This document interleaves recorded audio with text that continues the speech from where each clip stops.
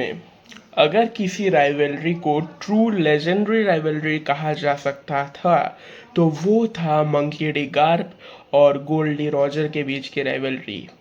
एक साइड पर था मरीन्स का ग्रेटेस्ट हीरो और दूसरी साइड पर था हिस्ट्री का one and only pirate king.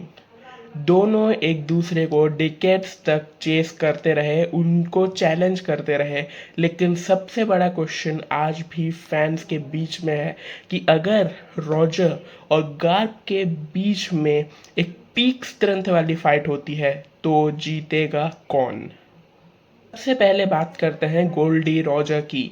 Roger वो पायरेट है जिसे पूरी दुनिया पायरेट किंग के नाम से जानती है, लेकिन पायरेट किंग बनना सिर्फ एक टाइटल नहीं था, ये उसकी स्ट्रेंथ, इन्फ्लुएंस और विल पावर का रिजल्ट था।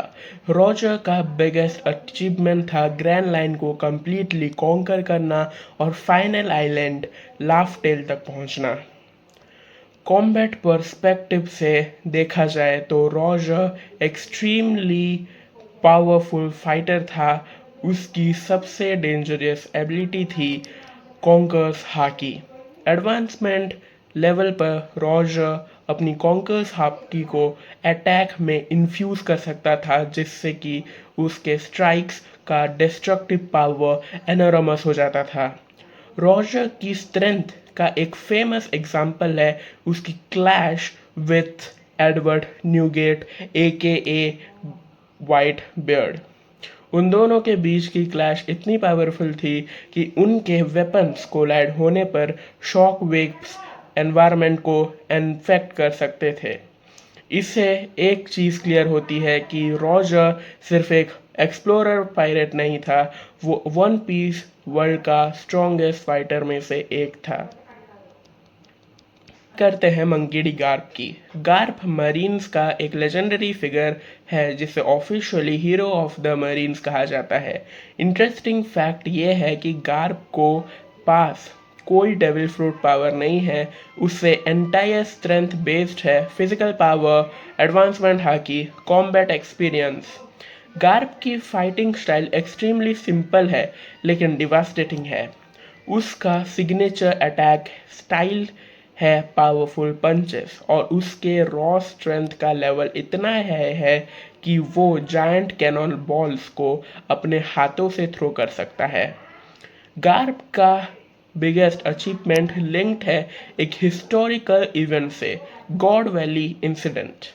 इस इंसिडेंट में गार्प और रॉजर ने मिलकर एक एक्सट्रीमली डेंजरस पायरेट क्रू को डिफीट किया था जो वर्ल्ड बैलेंस को थ्रेटन कर रही थी। इस विक्ट्री के बाद गार्प का रेप्यूटेशन एंटायर मरीन ऑर्गेनाइजेशन में लेजेंडरी बन गया। वन पीस के लोर रॉजर और गार्प का रिलेशनशिप सिर्फ एनिमीज जैसा नहीं था, दोनों एक दूसरे का पर्सनली रिस्पेक्ट करते थे। रॉजर को कैप्चर करने के लिए मरीन्स ने मल्टीपल टाइम्स गार्प को असाइन किया, लेकिन और दोनों के बीच काउंटलेस बैटल्स हुई। इम्पोर्टेंट पॉइंट यह है कि रॉजर कभी अब इजीली गार्प एस्केप नहीं कर सकता था और गार्प की रॉजर इजीली डिफीट नहीं कर पाता था। इसका मतलब सिंपल है कि उनके फाइट्स एक्सट्रीमली क्लोज और इंटेंस होते थे। ये राइवलरी ऑलमोस्ट सेम लेवल पर फाइटर्स की राइवलरी थी।